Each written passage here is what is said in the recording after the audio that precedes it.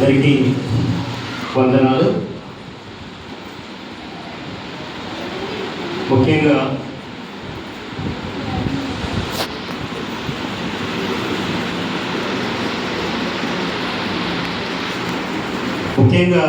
ఈ ప్రణాళిక అనేది దేవుడి చిత్త ప్రకారము మేము ఇక్కడికి వచ్చాం.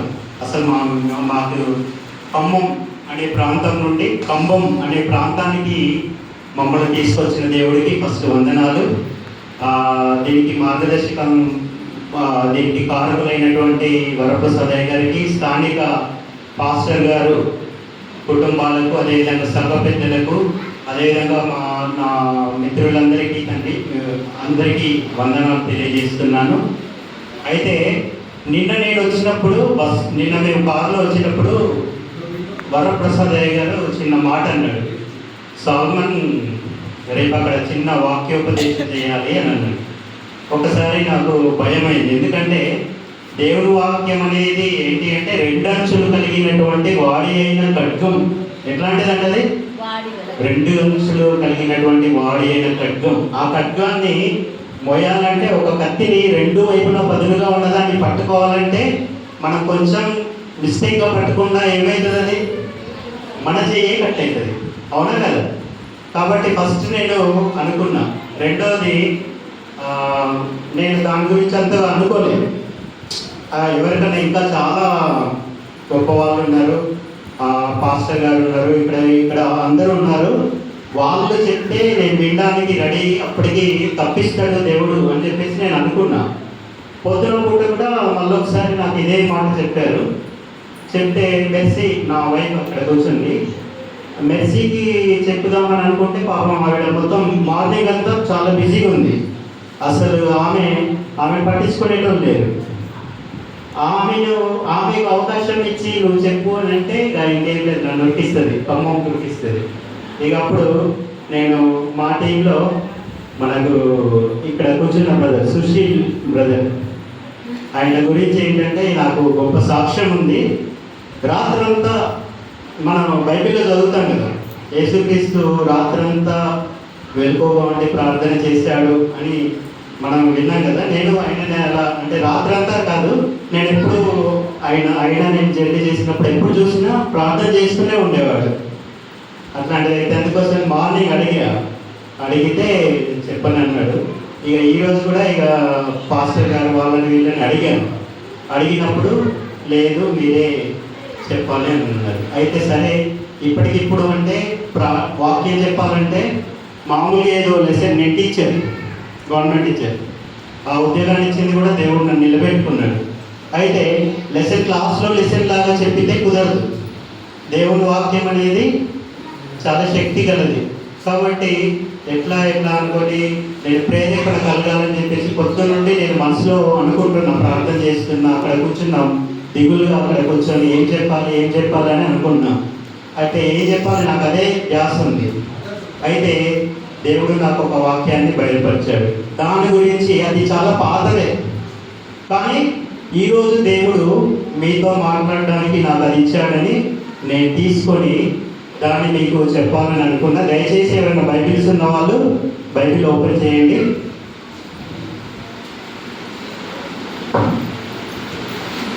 రోమీయులకు రాసిన పత్రిక 10వ అధ్యాయము 11వ వచనం. రోమీయులకు రాసిన పత్రిక ఏమనగా ఆయన యందు విశ్వాసముంచువాడెవడును సిగ్గుపడరని లేఖనము చెప్పుచున్నది. ఇక్కడ ఏం చెప్తున్నాడు? ఆయన యందు, దేవుని యందు ఎవరైతే నమ్మకం విశ్వాసం ఉంచుతాడో వాడెప్పుడు సిగ్గుపడడంట. ఇక్కడ దేవుని యందు విశ్వాసం ఉంచేవాడు ఎప్పుడు సిగ్గుపడాడు. అసలు విశ్వాసం అంటే ఏంటి? విశ్వాసం అంటే ఏంటి అంటే సాధారణంగా మనం కొన్ని పదాలు మనం అనుకుంటాం. విశ్వాసం అంటే ఏంటంటే నమ్మకం అనుకుంటాం కదా. విశ్వాసం అంటే ఏమనుకుంటాం? నమ్మడం. అరే ఇక్కడ నుండి కొంచెం ఆ ఊరు దాకా వెళ్ళు అని ఎవరన్నా తెలియని వాడు చెప్తే వెళ్తామా? ఇక్కడ నుండి అక్కడికి వెళ్ళాలంటే వెళ్తామా?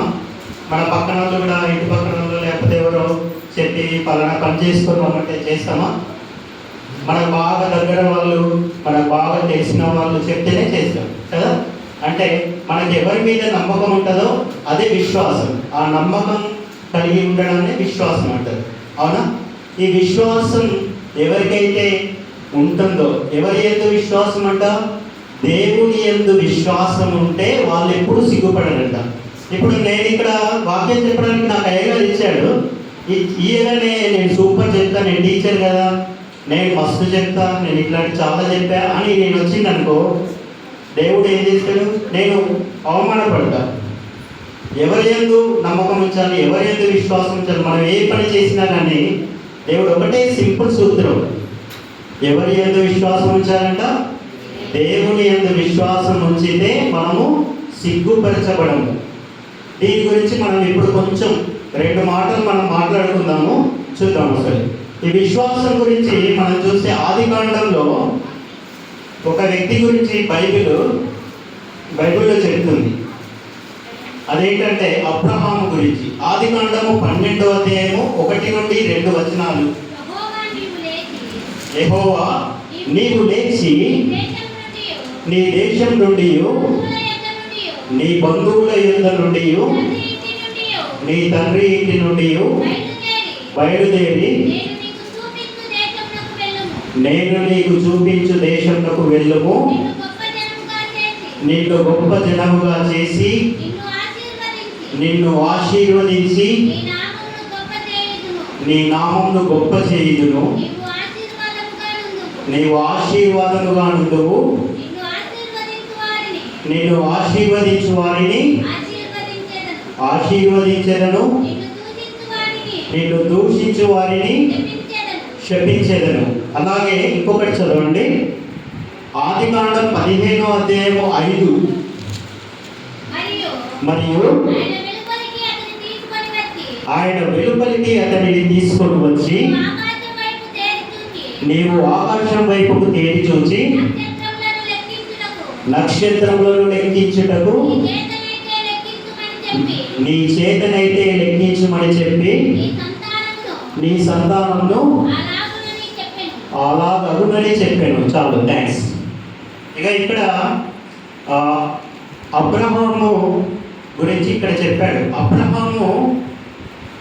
అబ్రహాముని ఇక్కడ మనం ఆదికాండం 12:1లో యెహోవా దేవుడు డైరెక్ట్ మాట్లాడుతున్నాడు. నువ్వు లేచి నీ దేశం నుండి, నీ బంధువుల నుండి, యొద్ద నుండి, నీ తండ్రి ఇంటి నుండి బయలుదేరి నేను చెప్పే దేశానికి వెళ్ళమని చెప్తున్నాడు. అయితే సాధారణంగా ఇక్కడ దేవుడు కనబడలేదు. దేవుడి వాక్యమే వినబడ్డది. నువ్వు లేచి నీ తండ్రి యొద్ద నుండి, నీ ఊరు నుండి, నీ బంధువుల యొద్ద నుండి, ఇక్కడ నుండి వెళ్ళు, నేను చెప్పే దగ్గరికి వెళ్తే నేనేం చేస్తానంటే నిన్ను ఆశీర్వదిస్తాను, నిన్ను గొప్ప జనంగా చేస్తాను, నిన్ను ఆశీర్వదించే వారిని ఆశీర్వదిస్తాను, నీకు గొప్ప స్వాస్థ్యం దేశాన్ని ఇస్తాను అని చెప్పాడు. అయితే ఇక్కడ మనం చూస్తే అబ్రహాము చూడలేదు, చూసిందా దేవుని? కేవలం మాట మాత్రం విన్నాడు.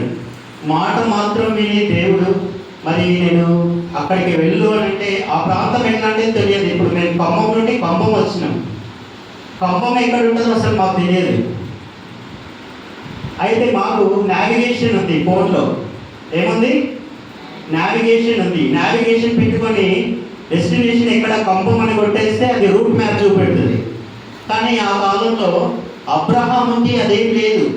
దేవుడి మాటను నమ్ముకొని ఆయన సొంత జనులను, ఆయన స్వజనులను, ఆయన బంధువులను, ఆయన మిత్రులను అన్నింటినీ వదిలేసి అక్కడి నుండి వెళ్ళిపోయాడు. వెళ్ళిపోతే దేవుడు అతన్ని ఏం చేశాడంట? గొప్ప జనముగా చేశాడంట. నిన్ను ఆశీర్వదించే వారిని ఆశీర్వదిస్తానన్నాడు. నిన్ను ఇంకేమన్నాడు? నిన్ను శపించే వారిని శపిస్తానని చెప్పాడు. ఇంకేమన్నాడు? 15వ వచనంలో ఒకసారి ఆకాశం దిక్కు చూడు, ఆకాశంలో నక్షత్రాలు నువ్వు లెక్క పెట్టగలవా? ఆకాశంలో నక్షత్రాలు ఎన్నున్నాయో అన్ని నక్షత్రాలని నీ సంతానంగా చేస్తానని అన్నాడు.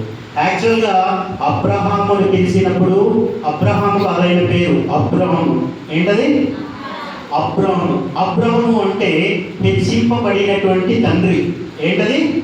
హెచ్చింపబడినటువంటి తండ్రి అనే అబ్రహాముని పిలిచినప్పుడు ఆయన ఏం చేశాడంటే, ఆయన దేవుని మాటను పట్టుకొని వచ్చేసిండు. ఎక్కడికి వచ్చేసిండు? దేవుని మాటను పట్టుకొని వచ్చేసాడు. ఆయన వయసు ఎంత అంటే ఇప్పుడు 75 సంవత్సరాలు. 75 సంవత్సరాలు. ఇదే 12వ అధ్యాయంలో మనం 15వ వచనం వరకు చూస్తే, 17 వచనం 17:1-5 చూస్తే, అక్కడ మీరు చదవద్దు, నేను చెప్తే చూడండి. ఆయన 99 ఏళ్ల వాడైనప్పుడు, ఎప్పుడంట 99 ఏళ్ల వాడైనప్పుడు దేవుడు అతనికి సంతానం ఇచ్చాడు. దేవుడు అతనికి ఏమి ఇచ్చాడు? సంతానం ఇచ్చాడు. అబ్రహాముకి స్వాస్థ్యం ఇచ్చాడు. కానాను, హారాను అనేటువంటి దేశం నుండి తీసుకొని వెళ్ళి కానాను అనేటువంటి పాలు తేనెలు ప్రవహించేటువంటి కానాను అనేటువంటి దేశానికి తీసుకొని వచ్చాడు. రెండోది, ఆయన సంతానాన్ని ఎలా చేశాడంటే సంతానాన్ని ఇచ్చాడు. అయితే దేవుడు మాట చెప్పాడు, మనిషి కనబడలేదు, ఎక్కడున్నాడో తెలియదు. కానీ మాట వినేసి ఆయన ఏం చేశాడంటే వెళ్ళిపోయాడా? దీన్నే ఏమంటారంటే విధేయత అంటారు. ఏమంటారు దీన్ని? విధేయత అంటారు. దేవుని మాటకు విధేయత చూపెట్టేసి అక్కడ నుండి ఆయన ఎక్కడికి వెళ్ళాడంట? దేవుడు చెప్పిన ప్లేస్కి వెళ్ళాడు. చెప్పిన ప్లేస్కి వెళ్ళినప్పుడు 99 సంవత్సరాలప్పుడు నీకు పిల్లల్ని ఇస్తాను. ఆ పిల్లలు ఎట్లుంటారంటే తరతరాలకు నేను ఆశీర్వదించేటట్టుగా ఉంటాను అని అన్నాడు. అంటే ఒక తరం, ఒక వంశాలకు, ఒక వంశం అంటే ఏంటి? నేను, మా నాన్న, మా తాత, మా ముత్తాత, ఇట్లా ఒక తరం. అట్లాంటి తరతరాలకు నేను ఆశీర్వాదంగా చేస్తానన్నాడు. అంటే ఎంతో మంది తరాలకు నేను ఆశీర్వాదంగా చేస్తానని నమ్మాడు. అయితే 99 సంవత్సరాల వయసులో పిల్లలు పుట్టే అవకాశం ఉందా? లేదు. ఆయన భార్య ఆయన కంటే చిన్న వయసుదే. ఒక ఆమె కూడా అవకాశం ఉంటుందా? మా అంటే ఒక 18 సంవత్సరాల నుండి ఒక 50 సంవత్సరాలు, 55 సంవత్సరాల వరకు పిల్లలు కనే అవకాశం ఉంటుంది స్త్రీలకు. తర్వాత ఉండే అవకాశం లేదు. అట్లాంటి స్థితిలో కూడా దేవుడు అతనికి సంతానాన్ని ఇచ్చాడు. అది ఎవరు నమ్మారు? అబ్రహాము నమ్మిండు. కాబట్టి అబ్రహాముడు ఏమంటారంటే జనములకు తండ్రి. ఒకటేంటది? జనములకు తండ్రి అని అన్నాడు. రెండోది విశ్వాసులకు తండ్రి అని అన్నాడు. ఎందుకు విశ్వాసులకు తండ్రి అంటే చూడకుండానే నమ్మేసిండు. చూడకుండానే దేవుడి మాట నమ్మేవాడిగా ఉన్నాడు. నువ్వు నేను ఈ మాట వింటామా? మనకు చాలాసార్లు వాగ్దానాలు వస్తాయి. ఆయనగా చెప్తుంటాడు, నువ్వు ఫలించి అభివృద్ధి పొందుతావు, నీ కొమ్ము పైకి లేవనెత్తబడుతుంది, నీ పిల్లల్ని చూస్తావు, నువ్వు చాలా గొప్పవాడివైతావు, నేను తలగా ఉంచుతాను, తోకగా ఉంచాను. ఈ వాగ్దానాలన్నీ బైబిల్లో దేవుడు మనతో మాట్లాడుతున్నాడు. ఈ వాగ్దానాలు మరి నువ్వు నమ్ముతున్నా? నమ్మితే దేవుని మహిమను చూస్తాం. నమ్మితే ఏం చేస్తాం? మనం దేవుని మహిమను చూస్తాం. అప్పుడు మత్తయి సువార్తలో మనం చూస్తే దేవుడికి ఇష్టమైనటువంటి ఫ్రెండ్ ఒక ఆయన ఉన్నాడు. ఆయన పేరు లాజరు చనిపోయాడని తెలిసినప్పుడు యేసుక్రీస్తు యెరూషలేముకి వస్తాడు. వచ్చినప్పుడు ఆ 3 రోజుల వరకు సమాధిలో ఉంటుంది. సమాధిలో ఉన్నప్పుడు మరియా దగ్గరికి వచ్చేసి, అయ్యా నువ్వు దగ్గరుంటే ఇలా జరగకపోయేది, నువ్వు దగ్గరుంటే ఇలా జరగకపోయేది అన్నాడు. అనంటే ఆయన ఏమన్నాడంటే, నువ్వు నమ్మితే దేవుని మహిమను చూస్తావు అని అన్నాడు. అని ఏం చేశాడు? లాజరు సమాధి దగ్గరికి తీసుకొని వెళ్ళు అని అన్నాడు. తీసుకొని వెళ్ళగానే దేవుడు వెంటనే అద్భుతం చేసేసిండా? లాజరు బయటికి రా అని వెంటనే అనేసిండా? ఫస్ట్ ఏమన్నాడు? సమాధి తలుపులు తెరవమన్నాడు. సమాధికి అడ్డంగా పెట్టినటువంటి రాళ్ళను తొలగించమన్నాడు. మరి యేసుక్రీస్తు మాటతో చెప్పితే వెంటనే అయిపోతుంది కదా. మరి మాటతోటి సమాధి రాళ్ళు అడ్డు తీయమని ఎందుకన్నాడంటే, నీకు నమ్మకం ఉందా లేదా అని టెస్ట్ చేయడానికి. నీకు నమ్మకం ఉందా లేదా అని వాళ్ళు దేవుడు చెప్పిన పని చేసినప్పుడు ఆ అద్భుతాన్ని చూశారు. చనిపోయినటువంటి లాజరు, కుళ్ళిపోయినటువంటి శరీరం కలిగినటువంటి లాజరు బయటికి వచ్చాడు. ఎలా వచ్చాడు? సజీవుడుగా బయటికి వచ్చాడు. అంటే దేవుని విశ్వసిస్తే ఏం జరుగుతుంది? మనము సిగ్గుపరచబడం. మనం ఏం చేయబడము? సిగ్గుపరచబడం. ఇక్కడ ఇంకొక వాక్యం ఒకటి ఉంది. హెబ్రీయులకు రాసిన పత్రిక 11:1 ఎవరైనా చదవండి. విశ్వాసం అనున్నది నిరీక్షించబడు వాటి యొక్క నిజ స్వరూపము, అదృశ్యమైనవి ఉన్నవనుటకు రుజువు అయి ఉన్నది. ఒక్కసారి వినండి. విశ్వాసం అంటే ఏంటంట? నిరీక్షించబడు వాటి యొక్క నిజ స్వరూపము, అదృశ్యమైనవి ఉన్నవనుటకు రుజువు అంట. లేని దాన్ని ఉన్నదానిగా చేసే దేవుడు ఎవరు? మన దేవుడు. లేని దాన్ని ఉన్నదానిగా చేసేవాడు ఎవరు? మన దేవుడు. అవునా కదా? లేని దాన్ని ఉన్నదానిగా చేసేవాడు ఎవరు? మన దేవుడు. మన శక్తి గల జీవం కలిగినటువంటి దేవుడు.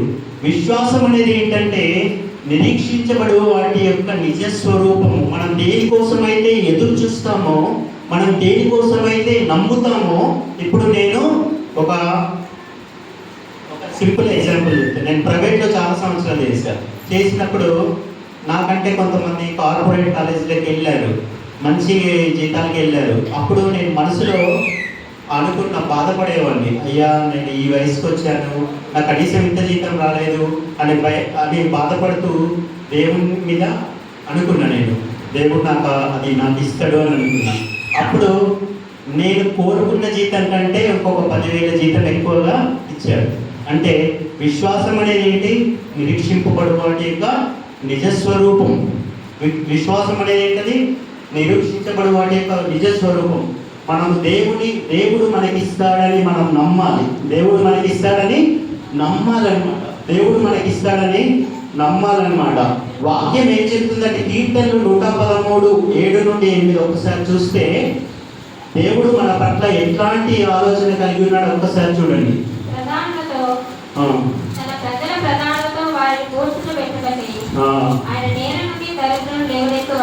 ఆయన నేల నుండి దరిద్రులను లేవనెత్తువాడు, పెంట కుప్ప మీద నుండి బీదలను పైకెత్తువాడు. ఆయన ఎట్లాంటి వాడంటే, మనం అయ్యో నేను తక్కువ వాడిని, నాకేం లేదు, నేను హీనమైన వాడిని, నన్ను ఎవరు ఇష్టపడరు, నాకు అట్లాంటి శక్తి సామర్థ్యాలు లేవు అని మనం అనుకుంటున్నామేమో. కానీ దేవుడు మనల్ని ఎట్లా ఉంచాలని కోరుకుంటున్నాడంటే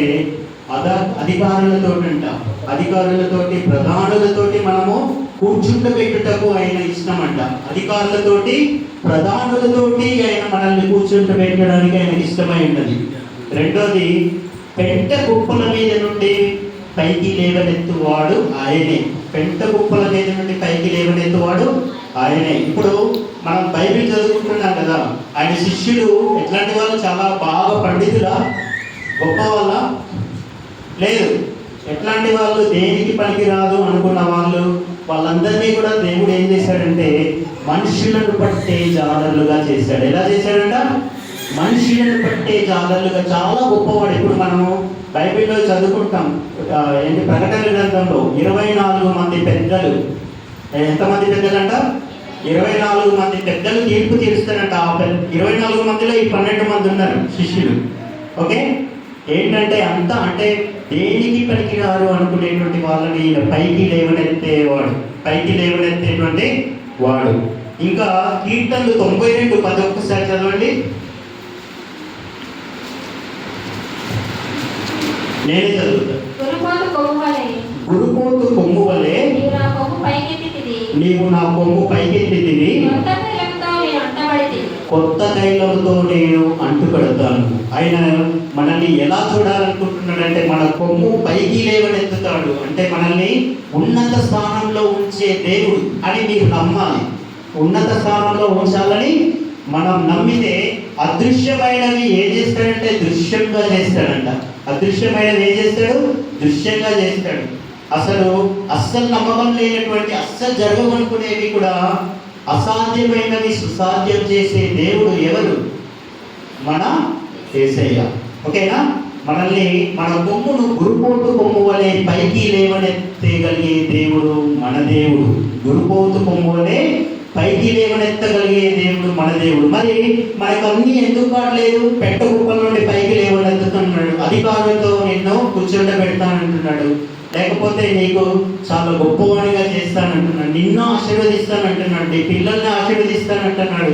మరి ఇవన్నీ ఎందుకు జరగట్లేదంటే మనకు లేనిది ఒక్కటే, ఏంటంటే విశ్వాసం. ఏంటది? విశ్వాసం. మనకు లేనిది ఏంటంట? విశ్వాసం. దీని గురించి మనకు మత్తయి సువార్త 17:20, మత్తయి సువార్త 17:20 ఒకసారి చదవండి.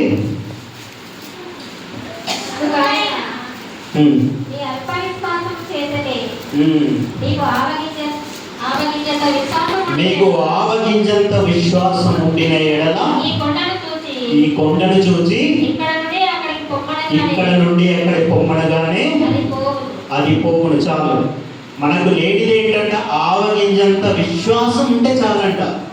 ఆవగింజంత విశ్వాసం మన లేకనే మనకి ఇట్లా అవుతుంది. ఇంకా దేవుడు మనతో ఏమంటున్నాడంటే ఒక్కసారి చూడండి, పేతురు 1 పేతురు 5:7. మనం చాలా వరకు మన ఐహిక విచారాలతోటి అయ్యో నాకు ఆపులు ఉన్నాయి, నాకు వేరే పని ఉంది, నాకు హెల్త్ బాగలేదు, నేను అక్కడికి వెళ్ళలేను, నేను ఒక్కడిని ఆ పని చేయలేను, ఇట్లాంటివి మనం చాలా చాలా కారణాలు చెప్తున్నాం. ఇక్కడ దేవుడు ఒకటి చెప్తున్నాడు చూడండి, ఆయన మిమ్ములను గురించి చింతిస్తున్నాడు కనుక మీ చింత యావత్తు ఆయన మీద వేయండి. మనకు రైట్, మనం చేసేది ఏం లేదు, మనము శక్తి వినులము నిమిత్త మాత్రం. కానీ మనల్ని బలపరచువాడెవరు? నన్ను బలపరచువాని అందే నేను సమస్తము చేయగలను. నన్ను బలపరచువాని అందే నేను సమస్తము చేయగలను. ఎప్పుడు బలపరుస్తాడు నన్ను అని అంటే, నీ చింత యావత్తు నా మీద వేయండి. నీ చింత యావత్తు ఎవరి మీద వేయాలంట? మన అమ్మ మీదనా, నాన్న మీదనా, బాగా సంపాదించే అన్నయ్య మీదనా, వాళ్ళ మీద కాదు వేసేది. ఎవరి మీద వేయాలి? దేవుడి మీద వేయాలి. చాలా మంది అయ్యగారు నాకు ప్రార్థన చేయండి, అక్క నాకు ప్రార్థన చేయండి, వాళ్ళకి ప్రార్థన చేయడం కాదు, డైరెక్ట్ గా మనకే అవకాశం ఇచ్చాడు. నీ చింత యావత్తు ఎక్కడ వేయాలంట? దేవుడి మీద వేయాలి. నీ చింత యావత్తు దేవుడి మీద వేయాలి. వేస్తే డౌట్ వస్తుంది, అయ్యో నేను ప్రార్థన చేస్తే దేవుడు వినడా అని డౌట్ వస్తూ ఉంటుంది. దేవుడికి ఒక పేరుంది, ఏంటో తెలుసా? అది నేను ఉన్నవాడను అనువాడను. నేను ఉన్నవాడను అనువాడను. నేను లేనివాడిని కాదు, ఉన్నవాడిని, మీ మధ్య ఉన్నాను. దేవుడికి ఇంకొక పేరుంది, ఏంటది? ఇమ్మానుయేలు. ఏం పేరుది? ఇమ్మానుయేలు అంటే దేవుడు మనకు తోడు. దేవుడు మనకు తోడు. దేవుడు నాతో ఉన్నాడు. దేవుడు నాతో ఉన్నాడు. దేవుడు నాతో ఉంటే సమస్తము నాకు సాధ్యమే. సమస్తము నాకు సాధ్యమే. చిన్నప్పుడు సైకిల్ దొక్కుతూ ఉంటాం. సైకిల్ దొక్కుతూ ఉంటే మనకు నేర్పిస్తూ ఉంటారు. నేర్పిస్తూ ఉంటే మనం ఏమనుకుంటాము, అమ్మ వాళ్ళు నాన్న పట్టుకుంటాడేమో వెనకాల నుండి అని మనము ఇక కొద్దిసేపు మర్చిపోయి దొక్కుతూ ఉంటాం.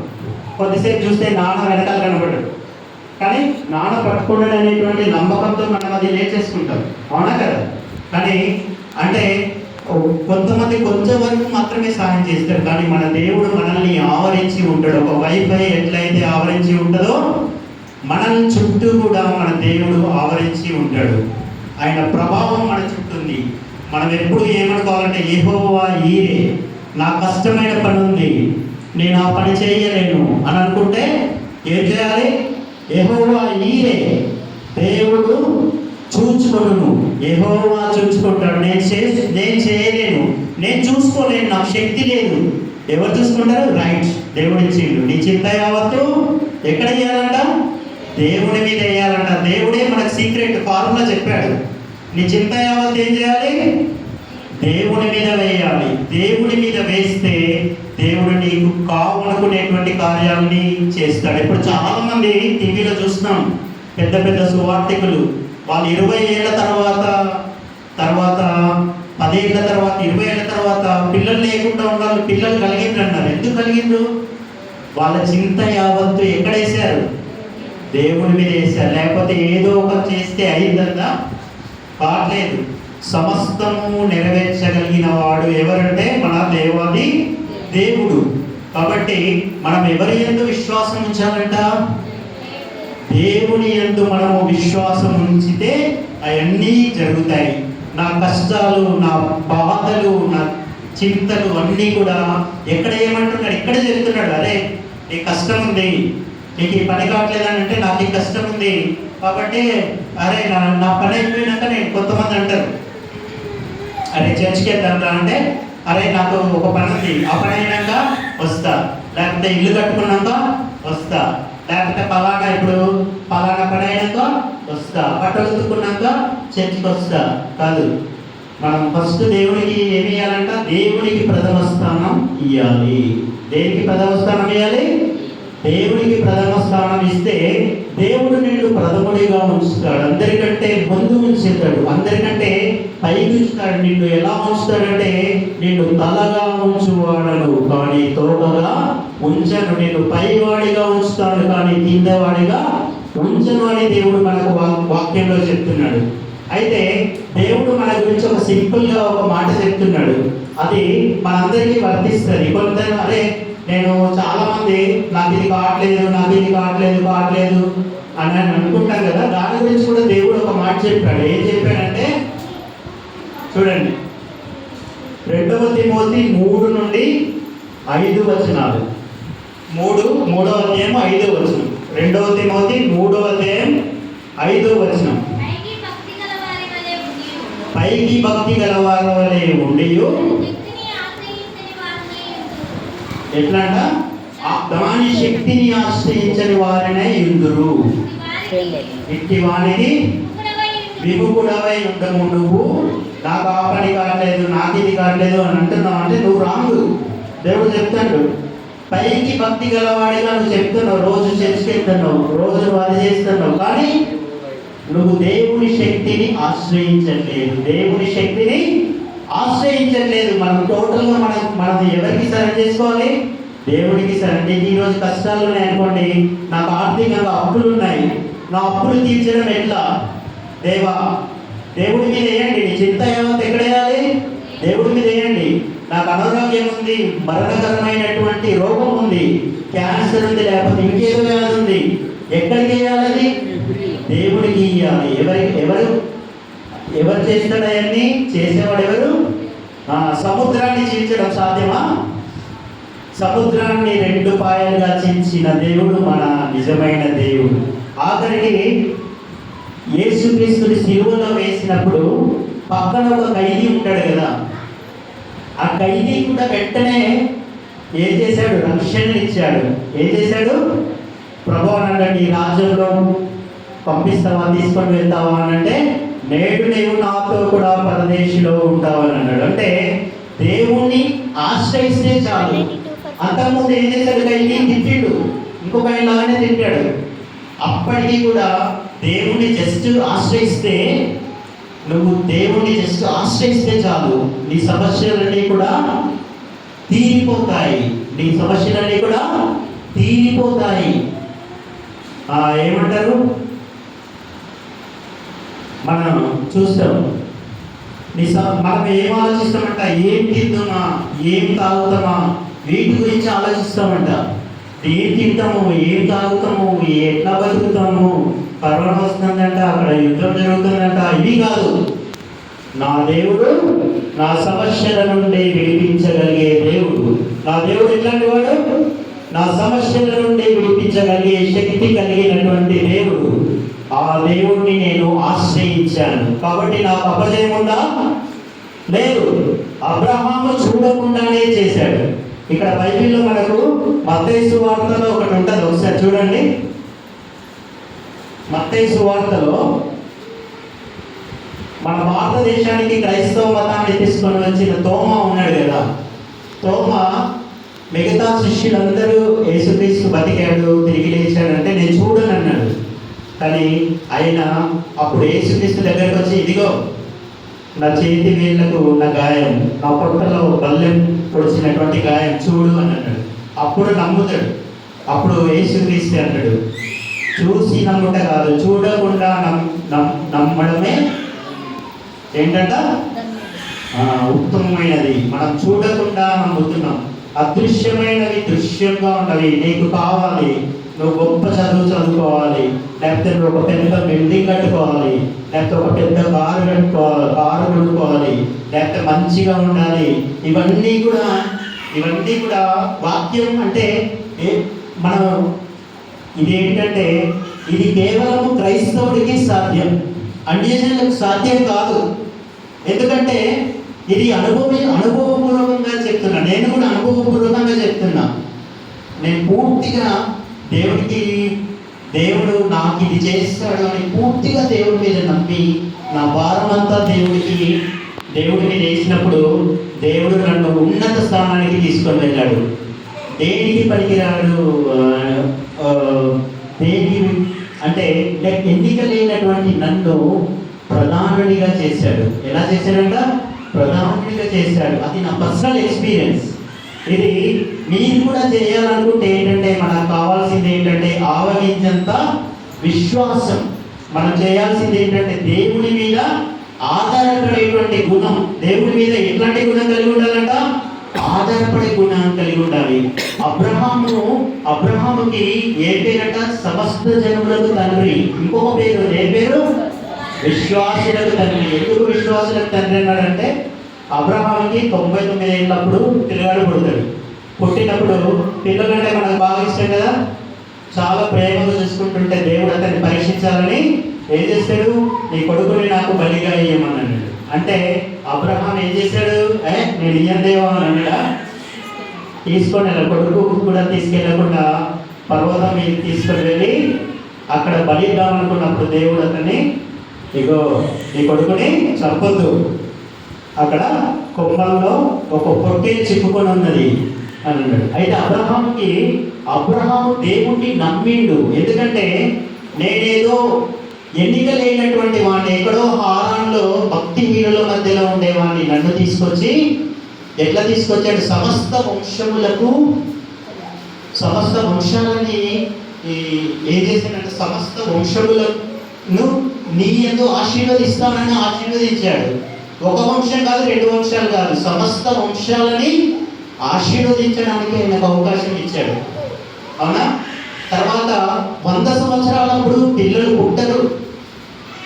అట్లాంటి వయసులో తన భార్య పిల్లల్ని కనే స్థితిలో లేక 40-50 సంవత్సరాలు 60 సంవత్సరాలు అయింది. అయినా కానీ పిల్లల్ని ఇచ్చాడు. ఎలా ఇచ్చాడు? విశ్వాసం ద్వారా.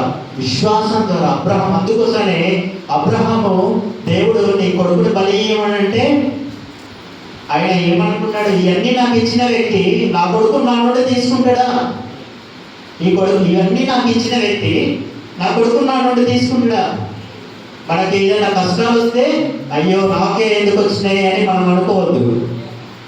ఆ కష్టాల నుండి బయటకు తీసుకొని వచ్చే శక్తి కలిగినటువంటి దేవుడు మనకున్నాడు అని విశ్వసించాలి. ఏం విశ్వసించాలంట? ఆ శక్తి ఆ కష్టాల నుండి బయటకు తీసుకొని వచ్చే శక్తి కలిగినటువంటి దేవుడు నాకున్నాడని విశ్వసించాలి. అర్థమైనా? అట్లనే దానియేలు చూసినప్పుడు, దానియేలు సింహపు గుహలో పడేస్తే దానియేలు కూడా దానియేలుని, అదేవిధంగా షడ్రకు మేషకు అబేద్నెగోని అగ్నిగుండంలో పడవేస్తాను నేను చేసిన ప్రతిమకు మొక్కు అని అంటే ఏమంటారు? లేకపోతే నేను ఎవరు కాపాడలేరు అని అంటారు. అంటే నేను చావనైనా చేస్తాను కానీ నా దేవుడు సమర్థుడు, మమ్మల్ని బయటకు తీసుకొని వచ్చే సమర్థుడు అని విశ్వసించారు. విశ్వసించి ఇంకేమన్నారు? నేను చచ్చిపోతా కానీ నేను నా దేవుణ్ణి నమ్ముకొని ఉన్నాను. దేవుడు కాని వాటిని నేను అనుసరించాను. మనుషులు చేసినటువంటి వాటిని నేను లక్ష్య పెట్టను. నా దేవుణ్ణి నేను అనుసరిస్తానని నమ్మకంతో ఉన్నారు. ఆ నమ్మకం వాళ్ళని కాపాడిందా? కాపాడింది. కాబట్టి విశ్వాసం మళ్ళొకసారి చెప్పుకుందాం. చూడండి, విశ్వాసం మళ్ళొకసారి రోమా 10:11 ఆయన విశ్వాసం ఉంచే వారెవరును సిగ్గుపరచబడరు. ఆయన ఎందు విశ్వాసం ఉంచబడిన వారెవరు సిగ్గుపరచబడరు. మనం విశ్వాసం ఉంచితే మనం సిగ్గుపడతామా? సిగ్గుపరచనీయడు. ఎందుకంటే మన దేవుడు ఉన్నవాడు అనువాడు, పరిశుద్ధుడు, అతి పరిశుద్ధుడు. ఓకేనా? మనల్ని మన సమస్య నుండి బయటకు తీసుకుని వచ్చేవాడు మన నిజమైన దేవుడు. కాబట్టి మనము విశ్వాసంతో మన దేవుని వేడుకుందాం. నీకు ఆర్థిక సమస్యలు, నా ఆర్థిక సమస్యల నుండి నన్ను విడుదల చేయి, మా పిల్లలు బాగా చదువుకోవాలి అని ప్రార్థన చేయి, మా పిల్లలకు మంచి సంబంధాలు కావాలని ప్రార్థన చేయి, మంచిగా డెలివరీ కావాలని ప్రార్థన చేయండి, మంచి భర్తలు రావాలి, మంచి భార్యలు రావాలని ప్రార్థన చేయండి, మంచి గృహం కట్టుకోవాలని ప్రార్థన చేయండి. అన్నిటికంటే ముఖ్యంగా నీ విశ్వాసాన్ని కోల్పోకుండా నాకు విశ్వాసం ఇయ్యమని ప్రార్థించండి. అదేనా? ఓకే, ఈ చిన్ని వాక్యాన్ని దేవుడు దీవించబడుగాక. అందరూ దేవుడు మన ప్రార్థనలన్నీ వినే దేవుడు అని నమ్మితే దేవుడికి అందరూ ఒకసారి స్తోత్రం చెప్పండి. Thank you.